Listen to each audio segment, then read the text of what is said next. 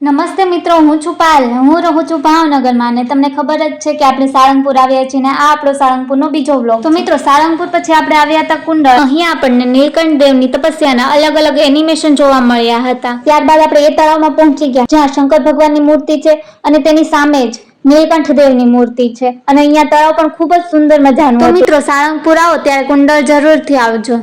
ત્યારબાદ હાથીએ કરી લીધું આપણું સ્વાગત ને અહીંયા તો બે હાથી હતા. ત્યારબાદ આપણે કુંડલેશ્વર મહાદેવના દર્શન કરી લીધા અને આ વિડીયો પોઝ કરીને વાંચી લેજો. તો મિત્રો, આ મંદિર તો બંધ હતું તો પછી શું, આપણે આઈસ્ક્રીમ ખાઈ લીધો. પછી શું, આપણી રિક્ષા ધીમે ધીમે રોહશાળા પોગી ગઈ. રોહશાળા એ શ્રી આવડ અને ખોડિયારમાંની જન્મભૂમિ છે તો આપણે પણ કરી લીધા ખોડિયારમાં અને આવડમાંના દર્શન. પછી તો શું, રોહશાળાને બાય બાય કરીને આપણી રિક્ષા ધીમે ધીમે જતી હતી. ગાયોને જોતા જોતા ત્યાં આપણી રિક્ષા પડી બંધ. ઈ પણ આવે રાન રસ્તામાં. પછી તો અમને થયું કે ભાઈ રિક્ષા હારી કરે છે ત્યાં સુધીમાં આપણે 2-4 ફોટા પણ પાડી લઈએ અને અમે તો પાડવા માંડ્યા ફોટા.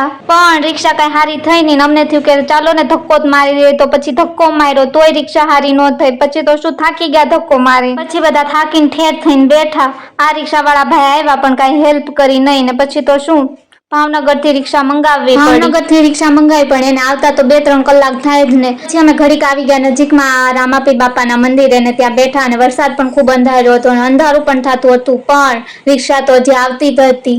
પછી 2-3 કલાક રહીને આવી ગઈ બીજી રિક્ષા. એ ભાઈ પણ સારી કરી પણ કઈ હારી થઈ નહીં. પછી તો શું, અમે બેઠી ગયા બીજી રિક્ષામાં અને એ રિક્ષાને મારવો પડ્યો ધક્કો. તો મિત્રો, આજનો બ્લોગ અહીંયા જ સમાપ્ત કરીએ છીએ. યુટ્યુબમાં હો તો સબસ્ક્રાઇબ અને ઇન્સ્ટામાં હો તો ફોલો કરી દેજો મિત્રો.